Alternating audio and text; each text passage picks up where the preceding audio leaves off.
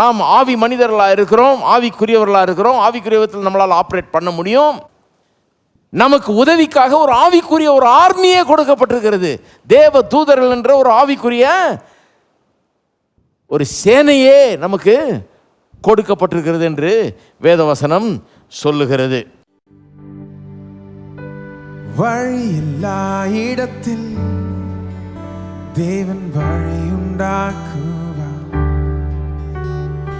எனக்காக அதிசயமாக வழியை அவர் உண்டாக்குவார். தாய் போல் அனைத்து தினம் அன்பு பலன் தந்து நித்தமும் என்னை நடத்திட வழியுண்டாக்குவார்.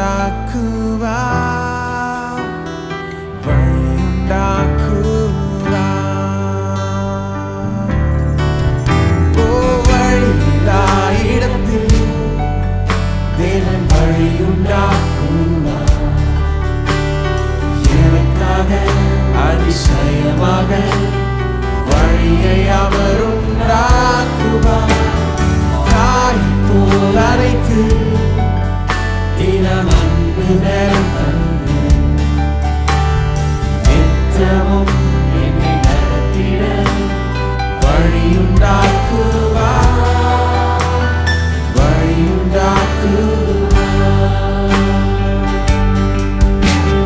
கடுவெளி பெரும் பாதையாய் ஆகுமே,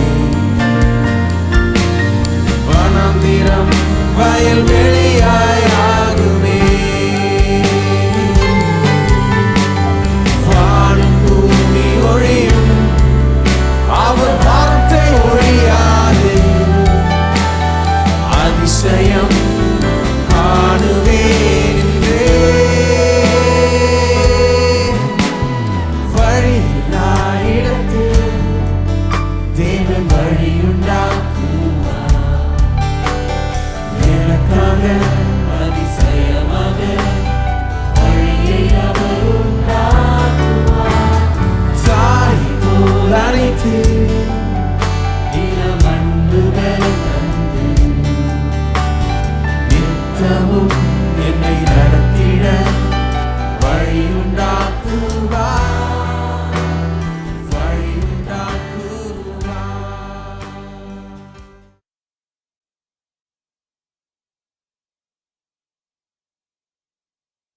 ஆவிக்குரிய உலகம்னு ஒன்று இருக்குது பாருங்க. தானியேல் 10ஆம் அதிகாரம் 10ஆம் வசனத்திலிருந்து வாசிக்கிற பாருங்க.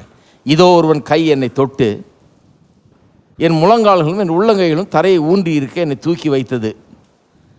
அவன் என்னை நோக்கி, பிரியமான புருஷனாகிய தானியேலே, நான் இப்பொழுது உன்னிடத்திற்கு அனுப்பப்பட்டு வந்தேன். ஆதலால் நான் உரைக்கும் நான் உனக்கு சொல்லும் வார்த்தைகளின் பேரில் நீ கவனமாயிருந்து காலூன்றி நில் என்றான். இந்த வார்த்தையை அவன் என்னிடத்தில் சொல்லுகையில் நடுக்கத்தோடே எழுந்து நின்றேன். தானியேலுக்கு ஒரு பெரிய தரிசனம் உண்டாகிறது பாருங்க. தேவதூதன் ஒருத்தன் வருகிறான். இவன் 3 வாரமாக சரியாக சாப்பிடாம அவன் துக்கத்தோடு அவன் ஜெபித்து கொண்டிருக்கிறான். தன்னுடைய மக்கள், தேசம் இவளை குறித்த ஒரு பெரிய கரிசனையோடு துக்கத்தோடு ஜெபித்து கொண்டிருக்கிறான். ஜெபித்து கொண்டிருக்கும்போது ஒரு பெரிய தரிசனம், கர்த்தர் அவனுக்கு சில காரியங்களை சொல்லும்படியாக ஒரு தேவதூதனை அனுப்பியிருக்கிறார். அந்த தேவதூதன் தான் வந்து இப்போ தானியேல்கிட்ட பேசுகிறான்.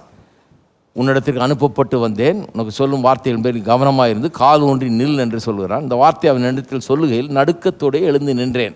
இப்போ பாருங்கள், அப்பொழுது அவன் என்னை நோக்கி, தானியேலே பயப்படாதே, நீ அறிவை அடைகிறதற்கும் உன்னை உன்னுடைய தேவனுக்கு முன்பாக சிறுமைப்படுத்துவதற்கும் உன் மனதை செலுத்தின முதல் நாள் துவக்கி உன் வார்த்தைகள் கேட்கப்பட்டது. ஜெபம் பண்ண ஆரம்பித்த முதல் நாளே உன் வார்த்தைகள் கேட்கப்பட்டது. பழைய ஏற்பாட்டில் உபவாசம் நிறைய நேரத்தில் எதுக்கு பண்ணாங்க? துக்கிக்கிறதுக்காக. பாவம் இதெல்லாம் செஞ்சுட்டு அதில் தேசம் பாவம் செஞ்சு தேவனை விட்டு தூரமாக போய் தேவனை மறந்து பின்வாங்கி போயிருக்கிற நேரத்தில் ஜனங்கள் அதிலேருந்து மனம் திரும்புறதுக்காக துக்கித்து அப்படி உபவாசம் இருப்பாங்க இல்லையா? அந்த மாதிரி ஒரு உபவாசம் அந்த காலத்தில் இருந்தது இஸ்ரவேல் மக்கள் மத்தியில். அப்படி தான் உபவாசம் இருக்கிறான் பாருங்கள். அப்போ தேவதூதன் வர்றான், சொல்கிறான், நீ அறிவை அடையிறதுக்கும் உன்னுடைய தேவனுக்கு முன்பாக சிறுமைப்படுத்துறதுக்கும் உன் மனதை செலுத்திற முதல் நாள் துவக்கி உன் வார்த்தைகள் கேட்கப்பட்டது. உன் ஜெபத்தை எப்போ கேட்டாரான் கர்த்தர்? ஜெபம் பண்ண முதல் நாளே.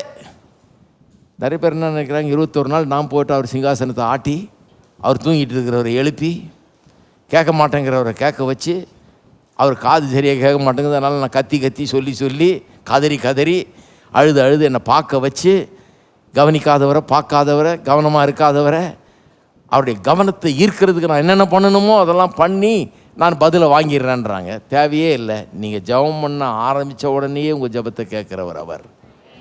கர்த்தர் ஒன்றும் காது கேட்காம இல்லை, நம்ம கத்த வேண்டியது அவசியம் கிடையாது. கர்த்தர் ஒன்றும் மன இறுக்கம் இல்லாதவர் இல்லை, அவர் ஒன்றும் உங்களை பற்றி அலட்சியமாக இல்லை. நீங்கள் ஜெபிக்க அவர் கேட்டு கண்டுக்காமல் இருக்கிறவரே கிடையாது. என்ன நடக்குதுன்னு பாருங்கள். முதல் நாளே ஜெபத்தை கேட்டார்ன்றான் தேவதூதர். நல்ல இன்ஃபர்மேஷன். தானியேல் என்ன நினச்சிட்டு இருப்பான், என்னடா 21 நாளாக ஜெபம் பண்ணுறோம், இன்னும் ஒன்றும் பதில காணும், ஒரு நாளும் ஜெபம் பண்ணிட்டே இருக்கிறேன், நான் தூக்கிக்கிட்டே இருக்கிறேன், கர்த்தர் ஒன்றும் பேசவே மாட்டேங்கிறாரு, கண்டுக்கவே மாட்டார், ஒரு செய்தி ஒன்று அனுப்பவே மாட்டேங்கிறாருன்னு யோசிச்சிருக்கலாம். தேவதூதன் சொல்கிறான்ப்பா, சொல்கிறேன், முதல் நாளே அங்கே கேட்கப்பட்டு விட்டது, உன்னுடைய ஜெபங்கள் அங்கே கேட்கப்பட்டு விட்டது. நல்லா ஞாபகம் வைங்க, நீங்கள் வாயிலிருந்து உங்கள் ஜெபத்தை அட்டர் பண்ணும்போதே கேட்குறாரு. நீங்கள் கேட்குறதுக்கு முன்னாலேயே அவர் அறிந்து வைத்திருக்கிறார் உங்களுக்கு தேவைன்னு. ஜெபம் பண்ணும்போது ஒரு கான்ஃபிடென்ஸ் இருக்கணும் பாருங்கள். கிறிஸ்தவர்கள் ஜெபம் பண்ணுறது மாறணும். ஜெபம் பண்ணும்போதே புலம்பலாக இருக்குது நிறைய பேருடைய ஜெபம். அவர் கேட்காதவர் மாதிரியும், இரக்கமில்லாதவர் மாதிரியும், அவர் ரொம்ப கடினமானவர் மாதிரியும், கொடுக்காதவர் மாதிரியும், விடாக்கண்டன் கொடாக்கண்டன் வாங்கல அந்த மாதிரி, அவர் ஏதோ பிடுங்கி வச்சிட்டு இருக்கிற மாதிரியும், இவங்க என்னமோ அவர்கிட்டருந்து அடித்து பிடுங்கிடுற மாதிரியும் தான் ஜெபம் பண்ணுறாங்க. ஓன்னு சிங்காசனத்தை ஆட்டிடுறனாக்கும், அசைச்சிட்றனாக்கும், ஒரு எச்சை கூட முழுங்க போகிறது இல்லையாக்கும், அவர் தர்ற வரைக்கும் விடுறது இல்லையாக்கும். இதெல்லாம் வீண் முயற்சிகள். இந்த ஜிம்னாஸ்டிக்ஸ் எல்லாம் தேவையே கிடையாது. உலகத்தில் பார்க்குறவங்கள்ட்ட இது வேணா பெரிய ஆவிக்குறி, அடேப்பா என்ன இது விசுவாசம், என்ன ஜபம்னுவாங்க. முட்டாள்தனம் அது. கர்த்தர் கேட்ட முதல் நாள்லேயே அவருடைய ஜபத்தை கேட்டாராம். உன் வார்த்தை நிமித்தம் நான் வந்தேன். வர்றதுக்கு ஏன் 21 நாள் ஆச்சு? முதல் நாளே கேட்டார், ஏன் 21 நாள் டிலே சொல்கிறான் பாருங்க. பெர்சியா ராஜ்யத்தின் அதிபதி 21 நாள் மட்டும் என்னோடு எதிர்த்து நின்றான். தேவதூதன் பேசுகிறான் பாருங்க. பெர்சியா தேசத்தின் அதிபதி, பெர்சியா தேசத்தில் தான் இருக்கிறாங்க இவங்க. அந்த பெர்சியா தேசத்தின் அதிபதினா யார்? அந்த தேசத்து அதிபதியா சொல்கிறான். தேவதூதன் சொல்கிறான், அவன் என்னை எதிர்த்து நின்றான். ஆனாலும் பிரதான அதிபதிகளில் ஒருவனாகிய மீகாவேல் எனக்கு உதவியாக இன்னொரு ஏஞ்சல், தேவனுடைய தூதன் ஒருத்தன், பிரதான தூதன் ஒருத்தன், மீகாவேல் என்கிற பிரதான தூதன் ஒருத்தன் எனக்கு உதவியாக வந்தான். ஆதலால் நான் அங்கே பெர்சியாவின் ராஜாக்களிடத்தில் தரித்திருந்தேன்னு சொல்லிட்டு வந்த காரியத்தை அதுக்கப்புறம் சொல்கிறான். இதை கவனிங்க, இந்த 13ஆம் வசனம் தான் ரொம்ப கவனிக்க வேண்டிய வசனம். பெர்சியாவின் ராஜா யார்? இவரை எதிர்த்து, இந்த தேவதூதனை எதிர்த்து நின்னது யார்? 21 நாள் டிலே எதுக்கு? ஏன் 21 நாள் வர முடியாமல் இருந்தது? யார் இவனை எதிர்த்து நின்னது? பெர்சியாவின் ராஜானா அந்த உலகத்தில் இருக்கிற அந்த ராஜாவா? பெர்சியா தேசத்தை ஆண்ட அந்த ராஜாவா? இது என்ன சொல்கிறாங்கன்னா, பெர்சியா தேசத்தை ஒரு ராஜா ஆண்டு கொண்டிருக்கிறான். அந்த ராஜாவுக்கு பின்னால் ஒரு ஸ்பிரிச்சுவல் பேரலல் பவர் அப்படின்னு சொல்லலாம் ஆங்கிலத்தில். பேரலல் பவர்னால் இந்த உலகத்தின் ராஜ்யத்துக்கு ஈடாக அந்த ராஜ்யத்தை அடக்கி ஆளுகிற இன்னொரு ஆவிக்குரிய சக்தி, பிசாசின் சக்தி அங்கே பின்னால் இருந்து கொண்டு இந்த பெர்சியாவின் ராஜாவை பிசாசு என்ன பண்ணியிருக்கிறான்? டிபார்ட்மெண்ட் பகிர்ந்து கொடுத்துருக்குறான். பெர்சியாவை நீ கவனிச்சிக்கோ அப்படின்னு ஒரு டிபார்ட்மெண்ட்டை கொடுத்து பிசாசின் ஆவிகளை அசைன் பண்ணி, பிசாசினுடைய அட்மினிஸ்ட்ரேஷனில் பார்த்தீங்கன்னா பெர்சியாவுக்குன்னு ஒரு டிபார்ட்மெண்ட் இருக்குது, அதுக்குன்னு ஒருத்தர் அதிபதியாக போட்டிருக்கிறான். அதுக்குன்னு சில அசுத்த சக்திகளை பெர்சியாவின் நாட்டிலே அந்த நாட்டை ஒன்றுலாமாக்கிறதுக்கு, அந்த நாட்டில் சமாதானத்தை குலைக்கிறதுக்கு, அந்த நாட்டை தீர்த்து கட்டுறதுக்கு, அந்த நாட்டில் அழிவை உண்டாக்குறதுக்கு, அந்த நாட்டில் தரித்திரத்தை உண்டாக்குறதுக்கு, அந்த நாட்டை கெடுக்கிறதுக்கு, அந்த தேசத்தையே அந்த ராஜ்யத்தை கெடுத்து போடுறதுக்கு, அந்த ராஜாவின் மனசை கெடுக்கிறதுக்கு, அங்கே உள்ளவர்களை கெடுக்கிறதுக்கு, எல்லாத்தையும் ஒன்றுமில்லாமல் ஆக்கிறதுக்கு, அழிக்கிறது தானே பிசாசுடைய வேலை. பாருங்கள், இது நிறைய பேருக்கு வழங்க மாட்டேங்குது. பிசாசு நன்மை செய்கிறதே கிடையாது, அழிக்கிறது. எப்படி அழிக்கிறான் பாருங்க. நேஷனல் லெவலில் வேலை செய்கிறான் அவன். பெரிய ராஜ்யம் பெர்சியாங்கிறது, பெரிய ராஜ்யம் அந்த காலத்தில் பாருங்கள். எத்தனையோ தேசங்கள் அது கீழே வருது, அவங்க ஆட்சி கீழே வருது. அந்த பெர்சியா என்கிற அந்த மாபெரும் சாம்ராஜ்யத்தை அடக்கி ஆண்டு அதை கைக்குள்ளே கொண்டு வந்து அந்த ராஜ்யத்தின் அதிகாரத்தை பயன்படுத்தி காரியங்களை நடப்பிக்கிறதுக்காக ஒரு பிசாசின் சக்தி அங்கே வேலை செய்து கொண்டிருக்கிறது. அந்த சக்தி நல்லா கவனிங்க. அங்கே தான் தானியேலும் அவனுடைய மக்களும் இஸ்ரவேல் மக்களும் சிறையிருப்பில் போய் பாபிலோனிய காலத்தில் சிறையிருப்பில் அங்கே இருக்கிறாங்க. இப்போ பெர்சியர் ஆண்டு கொண்டிருக்கிறாங்க. அந்த இடத்துல தான் தானியேல் ஜெபம் பண்ணி கொண்டிருக்கிறான். அந்த இடத்துல கர்த்தர் அவனுக்கு ஒரு செய்தியை அனுப்புகிறார். அவனுக்கு கேட்டதுக்கு பதிலை அனுப்புகிறார், செய்தியை அவனுக்கு அனுப்புகிறார். வருங்காரியங்களை குறித்து சொல்கிறதுக்காக கர்த்தர் அனுப்புகிறாரு. அந்த செய்தி அவனுக்கு வந்து கிடைக்காதபடிக்கு அந்த பெர்சியாவின் அதிபதின்றது உலகத்தில் இருக்கிற அந்த பெர்சியாவின் அதிபதி இல்லை. எந்த அதிபதி? அந்த பெர்சியாவை ஆண்டு கொண்டிருக்கிற ஆவிக்குரிய சக்திகள், அசுத்த சக்திகள், அவை வந்து தடை பண்ணுகின்ற யார? இந்த தேவதூதனை தடை பண்ணுது. எந்த அளவுக்கு தடை பண்ணா 21 நாள் டிலே. இந்த தடையெல்லாம் மீறி தான் இந்த தேவதூதன் வர வேண்டியதாக போச்சு. இந்த தடை நிமித்தமாக ஹெல்ப்பு ரீஎன்ஃபோர்ஸ்மெண்ட் கேட்டு பரலோகத்திலேருந்து உதவி கேட்டு அங்கேருந்து ஒரு பிரதான தூதன் வந்து இந்த தடையெல்லாம் மேற்கொண்டு இந்த தேவதூதன் தானியேலை போய் சென்றடைந்து அந்த செய்தியை அறிவிக்கும்படியாக மீகாவேல் வந்து உதவி செய்து அதுக்கப்புறம் தான் வந்து தேவதூதன் வந்து சேருகிறான். நல்லா கவனிச்சிங்களா? பிரச்சனைகள் நடக்கும்போது ஏன் நடக்குதுன்னு சில நேரத்தில் புரிந்து கொள்ள வேண்டும். ராஜ்யங்கள், தேசங்கள், இவைகளுக்கு பின்னால் கூட அசுத்த சக்திகள் ஆண்டு கொண்டு சமாதானத்தை கெடுக்க, சீர்குலைக்க, வளர்ச்சியை கெடுக்க, முன்னேற்றத்தை கெடுக்க, தோல்வியை உண்டாக்க, வீழ்ச்சியை உண்டாக்க, நாச மோசத்தை உண்டாக்க பின்னால் ஆவிக்குரிய சக்திகள் கிரியை செய்து கொண்டிருக்கின்றன. அதன் விளைவாக தான் வெளிப்படையாக சில காரியங்கள் ராஜ்யங்களிலே, தேசங்களிலே நடக்கின்றன என்ற பெரிய வெளிப்பாடு தானியேல் 10ஆம் அதிகாரம் 13ஆம் அதிகாரத்தில் 13ஆம் வசனத்தில் தெரிகிறது. அப்போ நம்ம ஜெபம் பண்ணும்போதெல்லாம் இதை நினச்சி பார்க்கணும். ஒரு ஆவிக்குரிய சக்தி ஒன்று வேலை செய்து கொண்டு இருக்கிறது. பாருங்கள், இயேசுவை சிலுவையில் அறையிறாங்க. யாராவது ரைட் மைண்டில் இருக்கிற ஒரு ஆள் இயேசுவை பிடிச்சி சிலுவையில் அறைவாராம்? அவர் என்ன தீமை செய்தார்?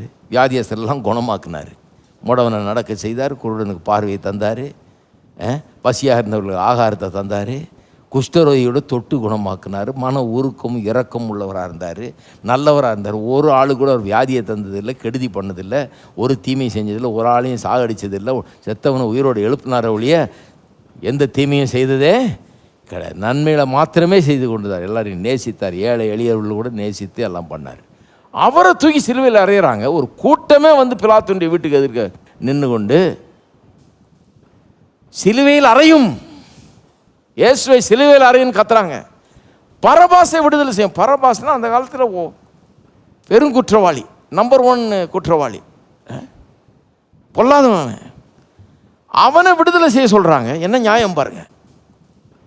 செய்வாங்களா யாராவது? சாதாரணமாக மக்கள் பண்ணவே மாட்டாங்க. பரபாசை விடுதலை செஞ்சு இயேசுவை சிலுவையில் அறைஞ்சு என்ன சொல்லுவாங்க? என்ன அநியாயம், அவன் நல்ல மனுஷனை சிலுவையில் போட்டு அவ்வளோ பொல்லாதவனா அவுத்து விட்டிங்களா, அவன் வந்து நாட்டில் இன்னும் எவ்வளோ அக்கிரமம் பண்ண போகிறானோ, இது என்ன அநியாயமாக இருக்குது, என்ன ஆட்சி அப்படின்ற மாதிரி பேசுவாங்க இல்லையா? ஆனால் அந்த ஜனங்க கூட்டமாக நின்று கொண்டு பரபாசை விடுதலை செய்யும் இயேசுவை பைத்தியமாக பிடிச்சிருக்கு. நான் சொல்கிறேன் ஏன் அப்படி பண்ணாங்கன்னு. அவர்களுக்கு பின்னால் ஒரு பிசாசின் சக்தி நின்று கொண்டு இயேசுவை சிலுவையில் அறையணும், கொல்லணும் அப்படிங்கிற விதத்தில் அது கிரியை செய்து கொண்டிருக்கிறது. தேவன் என்ன பண்ணுறாரு? அதை அப்படியே யூஸ் பண்ணி அவங்க சிலுவையில் அறைய இவர் அவரை உயிரோடு எழுப்ப மனுஷனுடைய பாவங்களை போக்குற ஒரு பலியாக அந்த காரியத்தை தேவன் மாற்றிவிட்டார். அப்போ பாருங்கள், ஜனங்க சில நேரத்தில் அப்நார்மலாக நியாயமற்ற விதத்தில் நடந்து கொள்ளும்போது அதுக்கு பின்னால் ஒரு சக்தி வேலை செய்கிறதுன்றது தான் சொல்கிறேன். நியாயமான ஆட்கள், மன தெளிவு உள்ள ஆட்கள், மென்டல் கிளாரிட்டி உள்ள ஆட்கள், சரியான சுய புத்தி இருக்கிற ஆட்கள் யாருமே ரோட்டில் போகிறீங்க, ஒருத்தனை அடிக்கிறாங்க, 4 பேர் சேர்ந்துட்டு அடிக்கிறான், ரோட்டில் இருக்கிற அத்தனை பேரும் ஒன்று வேடிக்கை பார்த்துட்டு இருப்பான். சில கேட்பான், என்ன அடிக்கிறான், எதுக்கு சும்மா அடிக்கிறான், பாவம் அப்பாவியாக இருக்கிறான், அவன் சும்மா உட்காந்துருக்கான போட்டு அடிக்கிறியே அப்படின்னு கேட்க மாட்டோம். காப்பாற்றுவோம் அட்லீஸ்ட்டு அவனை. ஆனால் எல்லாம் சேர்ந்துக்கிட்டு அறையும், சிலுவையில் அறையும்ன்றாங்க. என்ன பண்ணார்? ஒரு தப்பு கூட பண்ணலையே, ஆனால் சிலுவையில் அறையும்ன்றாங்க. நான் சொல்லுகிறேன், பிசாசனுடைய சக்திகள் பின்னால் இருந்துட்டு வேலை செய்கிறது. அப்படி ஒரு ஆவிக்குரிய உலகம் ஒன்று இருக்கிறது. இப்படி ஒரு ஆவிக்குரிய உலகம் அங்கே ஆப்ரேட் பண்ணிட்டு இருக்குது. அதுக்கு எதிராக நாம் நிற்கிறோம். நாம் தேவனுடைய பிள்ளைகள், நாம் கிறிஸ்துவனுடைய சரீரமாக இருக்கிறோம். கிறிஸ்து இப்போ பிதாவின் வலது பாசத்தில் வீற்றிருக்கிறார். அவருடைய எக்ஸ்டென்ஷனாக தான் நாம் இருக்கிறோம். அவருடைய சரீரம், அவர் தலை, நாம சரீரம். தேவ தூதர்கள் நமக்கு உதவி செய்யும்படியாகவே வைக்கப்பட்டிருக்கிறார்கள். 2 ஃபோர்ஸஸ் இருக்கு பாருங்க. ஒன்று, ஆவிக்குரிய தீய சக்திகள் கிரியை செய்து கொண்டிருக்கிறது. அதன் மூலமாக தான் நாச மோசங்கள் பொல்லாப்புகள்லாம் உலகத்தில் நடந்து கொண்டிருக்கிறது. இன்னொன்று, நாம் இருக்கிறோம், நாமும் ஆவிக்குரியவர்கள் தான். சரீரத்தில் வாழ்ந்தா கூட நாம் ஆவி மனிதர்களாக இருக்கிறோம், ஆவிக்குரியவர்களாக இருக்கிறோம். ஆவிக்குரியவத்தில் நம்மளால் ஆப்ரேட் பண்ண முடியும். நமக்கு உதவிக்காக ஒரு ஆவிக்குரிய ஒரு ஆர்மியே கொடுக்கப்பட்டிருக்கிறது. தேவ தூதர்கள் என்ற ஒரு ஆவிக்குரிய ஒரு சேனையே நமக்கு கொடுக்கப்பட்டிருக்கிறது என்று வேதவசனம் சொல்லுகிறது. திருப்போம் பாருங்க, எபிரேயர் 1ஆம் அதிகாரம் 5ஆம் வசனம்.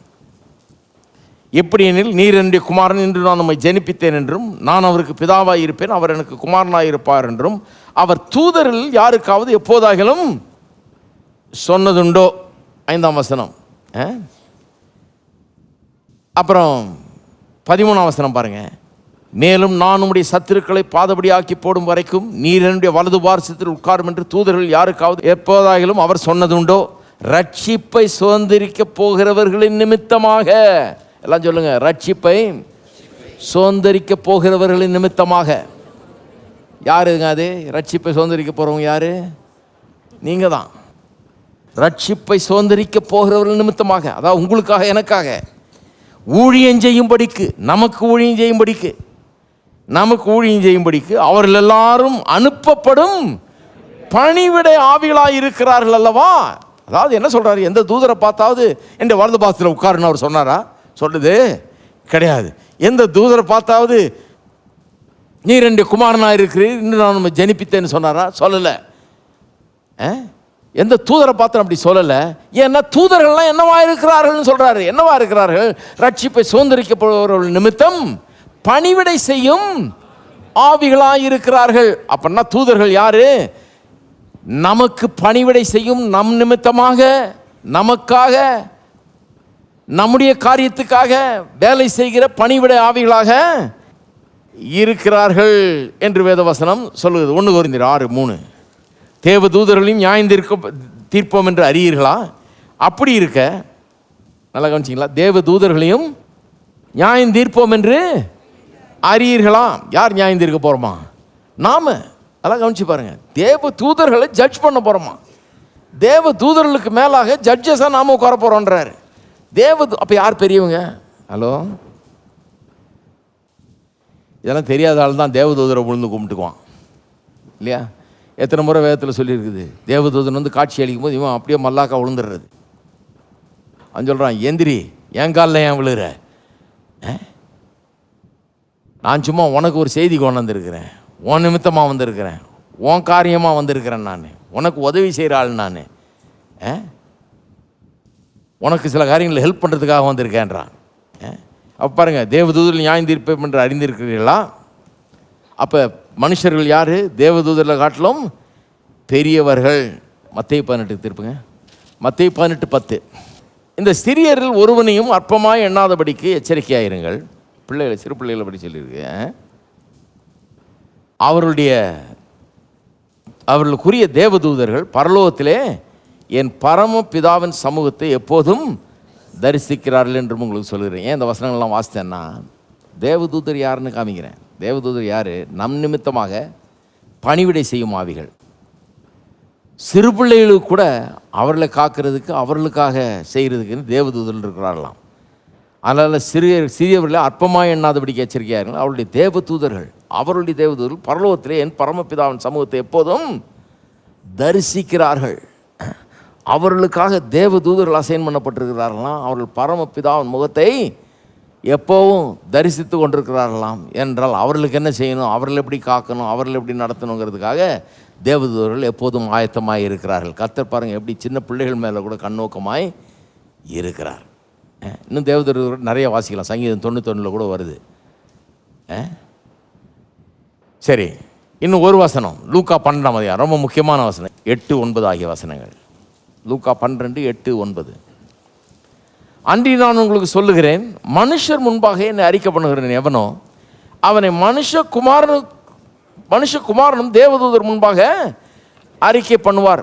மனுஷர் முன்பாக என்னை மறுதலிக்கிறவன் தேவதூதர் முன்பாக மறுதலிக்கப்படுவான். எப்படி சொல்லியிருக்கு பாருங்க, இதெல்லாம் கொஞ்சம் யோசித்து பாருங்க. மனுஷர் முன்பாக என்னை அறிக்கை பண்ணுகிறவன் எவனோ, எதை பற்றி பேசிகிட்டு இருக்கிறோம் இப்போ? நாம் பண்ணும் அறிக்கை. நாம் பண்ணும் அறிக்கையில் 5 விதம் சொன்னேன் இல்லையா? அதில் முதல் விதம் என்ன? இயேசுவே ஆண்டவர் என்று அறிக்கை செய்கிறது. ரட்சிக்கப்படும் போது முதல்ல அதை அறிக்கை செய்ய ஆரம்பிக்கிறோம், அதோடு நிறுத்திடுறது இல்லை. அப்போ வெறும் ரட்சிப்புக்காக இன்று முதல் இயேசுவே என்று ஆண்டவராக ஏற்றுக்கொள்கிறேன்ற விதத்தில் அறிக்கை செய்கிறோம். அதுக்கப்புறம் தொடர்ந்து அவர் ஆண்டவராக அறிக்கை செய்கிறோம். எந்த விதத்தில்? இனி என்ன பாவம் ஆளாது, பிசாசு ஆளாது, நோய் ஆளாது, தரித்திரம் ஆளாது, பயம் ஆளாது, அது ஆளாது, இது ஆளாது. ஏன்னா இயேசு என்னை ஆளுகிறார்ன்ற விதத்தில் தொடர்ந்து இயேசுவை நாம் அறிக்கை செய்கிறோம். அப்போ இங்கே சொல்லப்பட்டிருக்கு, அதெல்லாம் மனசில் வச்சுட்டு இப்போ இது பாருங்கள் என்ன சொல்கிறாரு. மனுஷர் முன்பாக என்னை அறிக்கை பண்ணுகிறவன் எவனோ அவனை மனுஷகுமாரனும் தேவதூதர் முன்பாக அறிக்கை பண்ணுவார். கொஞ்சம் யோசித்து பாருங்க, மனுஷகுமாரன் யாரு? இயேசுவை பற்றி சொல்லியிருக்குது. மனுஷகுமாரன் ஏன் தேவதூதர் முன்பாக நம்ம அறிக்கை பண்ணணும்? மனுஷர் முன்பாக எவன் இயேசுவை அறிக்கை செய்கிறானோ அவனை மனுஷகுமாரன் தேவதூதர் முன்பாக அறிக்கை செய்வான். அதாவது நான் இங்கே இருந்துக்கிட்டு இயேசுவே என்னுடைய ஆண்டவர், என்னை தோல்வி ஆளாது, இயேசு ஆளுகிறார், என்னுடைய வாழ்க்கையில் ஜெயம் உண்டு, ஏன்னா இயேசு தான் ஆண்டவர், இயேசு ஆளுகிறார் நான் சொல்கிறேன். நான் அறிக்கை செய்யும் போது இயேசு ஆண்டவராக, மனுஷகுமாரன் தேவதூதர் முன்பாக என்ன பண்ணுவாராம்? என்னை அறிக்கை பண்ணுவாராம். உங்கள் மீது கண்கள் வைத்து கருத்தாய் விசாரிப்பவர் இன்பரல் மீட்பர் இயேசுவின் மீது உங்கள் பாரத்தை வைத்திடுங்கள். உங்கள் மீது கண்கள் வைத்து கருத்தாய் விசாரிப்பவர் இன்பரல் மீட்பர் இயேசுவின் மீது உங்கள் பாரத்தை வைத்திடுங்கள். உங்கள் மீது கண்கள் வைத்து கருத்தாய் விசாரிப்பவர் இன்பரல் மீட்பர் இயேசுவின் மீது உங்கள் பாரத்தை வைத்திடுங்கள். உங்கள் மீது கண்கள் வைத்து கருத்தாய் விசாரிப்பவர் இன்பரல் மீட்பர் இயேசுவின் மீது உங்கள் பாரத்தை வைத்திடுங்கள். உங்கள் மீது கண்கள் வைத்து கருத்தாய் விசாரிப்பவர் இன்பரல் மீட்பர் இயேசுவின் மீது உங்கள் பாரத்தை வைத்திடுங்கள். உயர்த்துங்கள் இயேசுவையே உயர்த்துங்கள், ஆர்ப்பரித்து விண்ணதிர உயர்த்துங்கள். உயர்த்துங்கள் இயேசுவையே உயர்த்துங்கள், ஆர்ப்பரித்து விண்ணதிர உயர்த்துங்கள். இயேசுவையே உயர்த்துங்கள், ஆர்ப்பரித்து விண்ணதிர உயர்த்துங்கள். இயேசுவையே